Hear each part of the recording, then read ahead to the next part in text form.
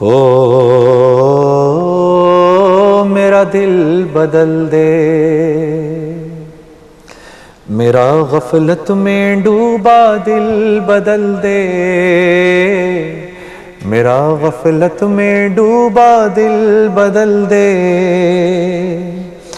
ہوا و حرص والا دل بدل دے، میرا غفلت میں ڈوبا دل بدل دے، خدایا فضل فرما دل بدل دے، خدایا فضل فرما دل بدل دے، بدل دے دل کی دنیا دل بدل دے، گناہ گاری میں کب تک عمر کاٹوں، گناہ گاری میں کب تک عمر کاٹوں، بدل دے میرا رستہ دل بدل دے، میرا غفلت میں ڈوبا دل بدل دے، سنوں میں نام تیرا دھڑکنوں میں، سنوں میں نام تیرا دھڑکنوں میں، مزہ آ جائے مولا دل بدل دے، ہٹا لوں آنکھ اپنی ماں سوا سے، ہٹا لوں آنکھ اپنی ماں سوا سے، جیوں میں تیری خاطر دل بدل دے، میرا غفلت میں ڈوبا دل بدل دے، پڑا ہوں تیرے در پہ دل شکستہ، پڑا ہوں تیرے در پہ دل شکستہ،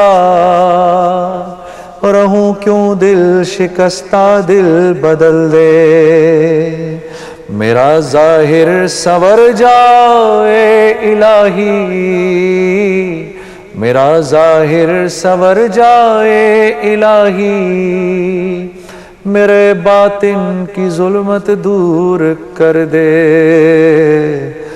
میرا غفلت میں ڈوبا دل بدل دے، ہو میرا غفلت میں ڈوبا دل بدل دے، میرا دل بدل دے۔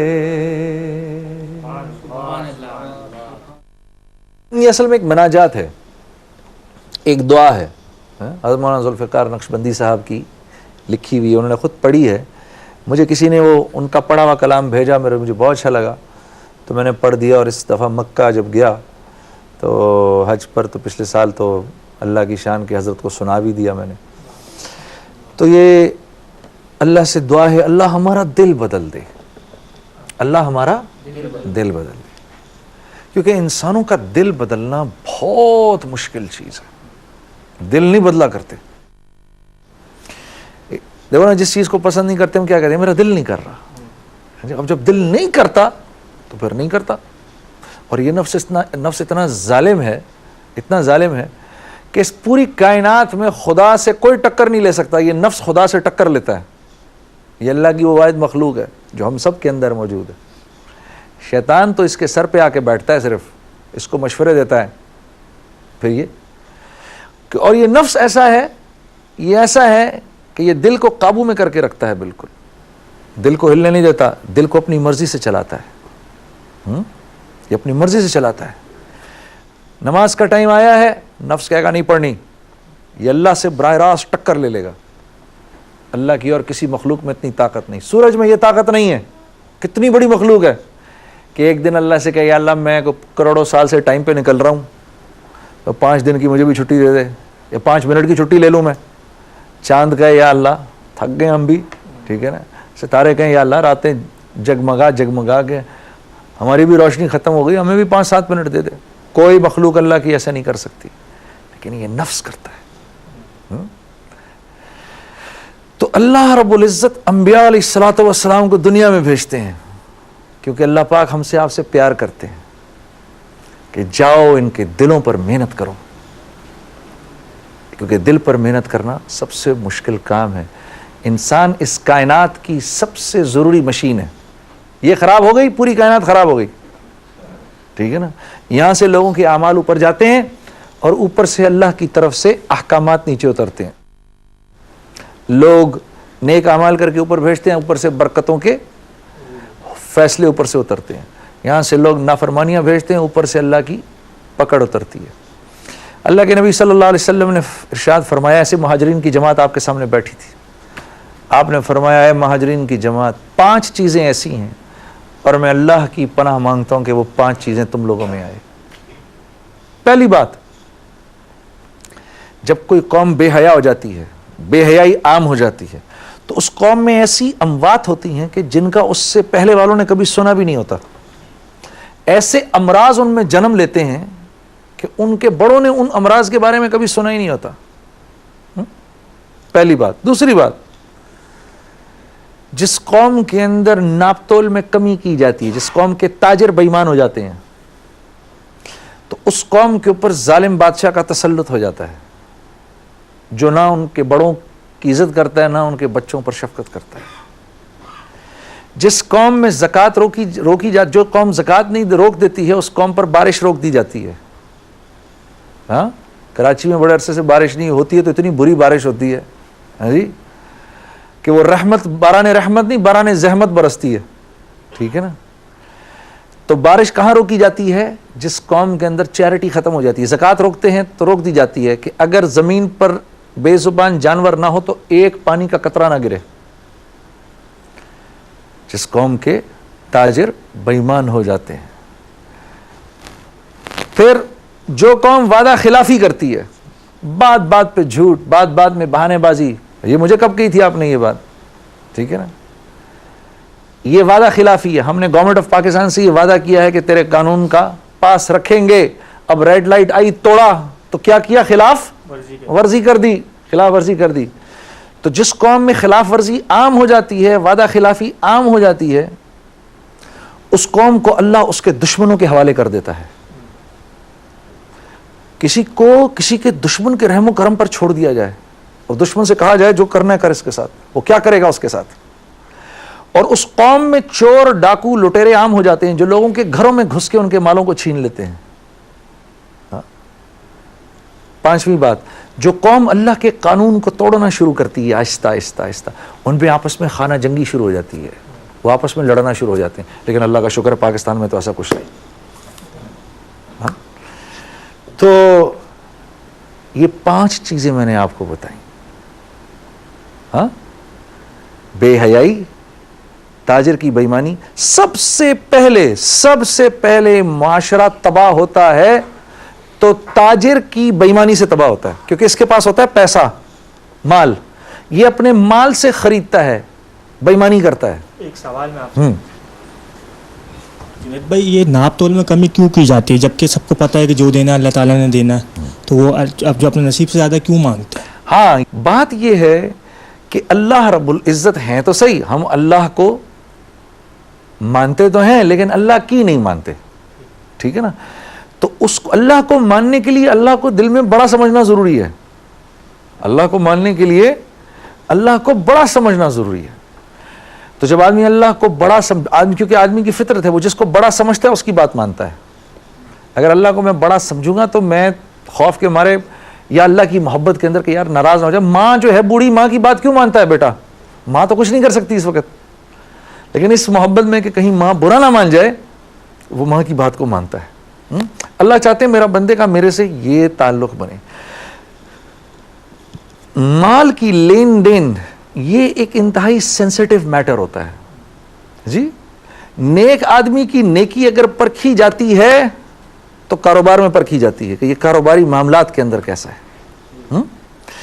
مسلمانوں کو تجارت کیسے کرنے کو کہا گیا؟ مسلمانوں کو تجارت ایسے کرنے کو کہا گیا کہ تم جب تجارت کرو تو اس نیت سے کرو کہ میں نے اپنی اس تجارت سے مسلمانوں کو فائدہ پہنچانا ہے, جس معاشرے میں میں رہتا ہوں وہاں کے لوگوں کو فائدہ پہنچانا ہے.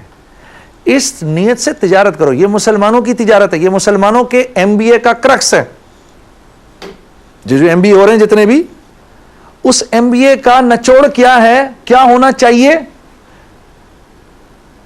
کہ میں نے مسلمانوں کو نفع پہنچانا ہے. جو اس نیت سے نفع پہنچانے کی کوشش میں لگے گا, جو اس نیت سے کاروبار کرے گا, یہ ہو نہیں سکتا کہ اس کے کاروبار میں برکت نہ ہو. اس کے کاروبار میں ضرور برکت ہوگی, ٹھیک ہے, لیکن اس کے لیے تو اللہ سے جڑنا ضروری ہے نا. اس کے لیے تو اس بات کا احساس ضروری ہے کہ رازق ذات اللہ کی ہے.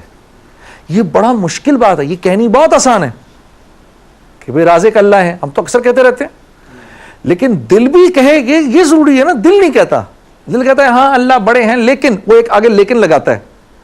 لیکن کا مطلب کیا ہے کہ جو پہلی بات ہے وہ تو 0/0 ہے, جو اب بات کرنے لگا وہ ضروری ہے.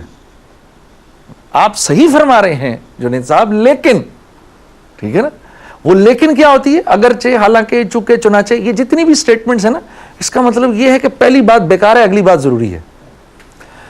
تو اللہ رب العزت کو, میں اکثر اس قسم کے جملے سنتا ہوں, جنید بھائی دین کے ساتھ ساتھ دنیا بھی تو ضروری ہے. اس کا مطلب کیا ہے؟ اس کا مطلب ہے کہ دین کی کوئی ویلیو نہیں, دنیا ضروری ہے. اصل مطلب یہ ہے. تو کبھی ہم یہ بھی سن لیں کہ جنید صاحب دنیا کے ساتھ ساتھ دین بھی تو ضروری ہے. ان دونوں سٹیٹمنٹس کا جو فرق ہے وہ زمین اور آسمان کا ہے, ٹھیک ہے.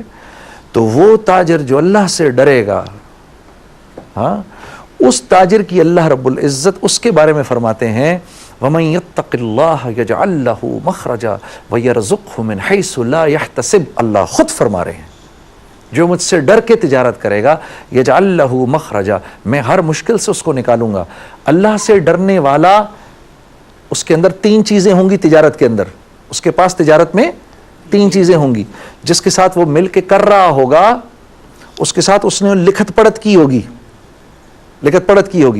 سیکنڈلی جس کے ساتھ مل کے کر رہا ہوگا اس پکا ارادہ ہوگا کہ اس کے ساتھ بےمانی نہیں کروں گا, اس کو دھوکہ نہیں دوں گا, اس سے کچھ چھپاؤں گا نہیں.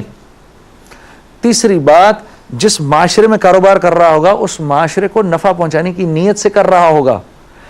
تو یہ وہ آدمی ہے جس کے بارے میں اللہ کہہ رہے ہیں کہ یہ مجھ سے ڈر کے کر رہا ہے کاروبار, یہ مجھ سے ڈر کے کاروبار کر رہا ہے, جو اپنے عیب کو چھپائے گا نہیں, کیونکہ اس کو پتا ہے, وہ جانتا ہے اس بات کو کہ عیب چھپانے کا تو فائدہ کوئی نہیں, رازق تو ذات ہی اللہ کی ہے. ہاں, کریں گے تو اللہ کریں گے, ٹھیک ہے. تو اللہ پاک کیا فرما رہے ہیں, یجعل لہ مخرجا, میں ہر مشکل سے اس کو نکال لوں گا, میں ہر مشکل سے اس کو نکال لوں گا. وَيَرْزُقْهُ مِنْ حَيْثُ لَا يَحْتَسِبُ, رزق اس کو وہاں سے دوں گا جہاں سے وہ تصور بھی نہیں کر سکتا. جب اللہ الٹی کو سیدھا کرنے پہ آئیں تو ساری دنیا کے سارے ذہن اگر لگ جائیں اس کو نقصان پہنچانے کے لیے نہیں پہنچا سکتے. یہ ہے لا الہ الا اللہ.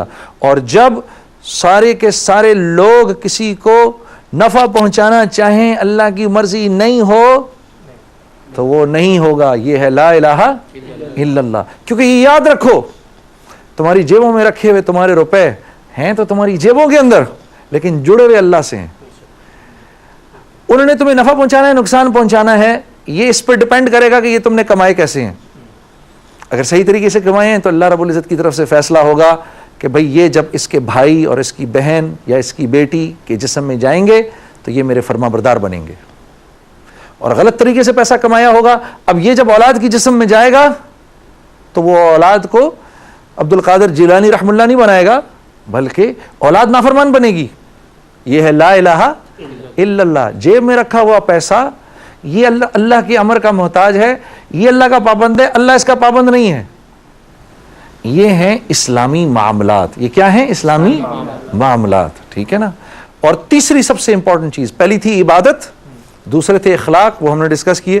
اب ہے تیسرا معاملات. یہ بہت ٹف لائن ہے, اب یہ آستہ آستہ آستہ مشکل ہوتا جا رہا ہے. عمارت کو مزید سے مزید خوبصورت بنانے کے لیے معاملات بھی ٹھیک کرنے پڑیں گے. مسلمان کو اپنا اسلام خوبصورت دکھانے کے لیے عبادات اور اخلاقیات کے ساتھ اپنے معاملات بھی ٹھیک کرنے پڑیں گے, ٹھیک ہے. باقی بات انشاءاللہ اگلے پروگرام میں کرتے ہیں. ایک تم لوگوں کو نعت سناتا ہوں. اس دفعہ میں نے جو نعت تم لوگوں کے لیے چنی ہے وہ پشتوں میں چنی ہے. ملنگ دے وے فقیر دے وے کچ کول میں گرزولے, ملنگ دے وے فقیر دے وے کچ کول میں گرزولے, کو سودا مصطفیٰ کی میں خیر نا ٹولا ولے, کو سودا مصطفیٰ کی میں خیر نا ٹولا ولے. ملنگ دے وے فقیر دے وے کچ کول میں گرزولے, ملنگ دے وے فقیر دے وے کچ کول میں گرزولے کوسو دا مصطفیٰ کی میں خیرنا ٹولولے کوسو دا مصطفیٰ کی میں خیرنا ٹولولے دا حضرت بلال پشان پمنا کے صادق دا حضرت بلال پشان پمنا کے صادق دا حضرت بلال پشان پمنا کے صادق دا حضرت بلال پشانت پمینا کے صادق دا حضرت بلال پشانت پشگو ربڑے دلے دا حضرت بلال پشانت پشگو ربڑے دلے کوسو دا مصطفیٰ کی میں خیرنا ٹولولے کوسو دا مصطفیٰ کی میں خیرنا ٹولولے ملنگ دے وے فقیر دے وے کچ کول میں گرزولے ملنگ دے وے فقیر دے وے کچ کول میں گرزولے کوسو دا مصطفیٰ کی میں خیرنا ٹولولے کوسو دا مصطفیٰ کی میں خیرنا